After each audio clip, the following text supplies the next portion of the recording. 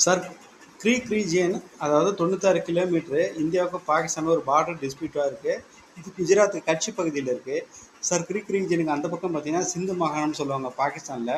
இந்த இடத்துல மீன்கள்லாம் அளவுக்கு அதிகமாக கிடைக்கும். அதனால மீனவர்கள் எப்படி கச்சத்தீவில் மீன் பிடிக்க போகிறாங்களோ அதுபோல் மீனவர்கள்லாம் பிடிக்க போவாங்க. பாகிஸ்தான்காரன் அவங்களையும் பிடிச்சிட்டு போயிடுறான். இது பார்த்திங்கன்னா ஒரு சதுப்பு நில ஏரியா. இதுல எல்லாம் பார்த்திங்கன்னா அப்படியே உப்பெல்லாம் மேலே மேந்துக்கிட்டே இருக்கும். அதில் நடந்து போகிறதே முடியாது. அப்படியே சேறு உள்வாங்கும்.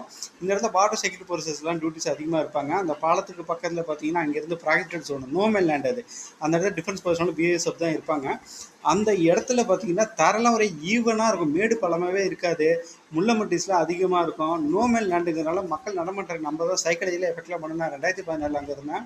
கிட்டத்தட்ட 9 மாதங்கள் இருந்தோம்னு வச்சுக்கோங்க. அந்த இடத்துல அப்படி ஒரு தலை வலிச்சிக்கிட்டே இருக்கும். உங்களுக்கு தண்ணி குடித்தா எவ்வளோ தாகம் எடுத்து தீரவே தெரியாது. ஏன்னா வெயிலோட கொடுமை அப்படி இருக்கும்.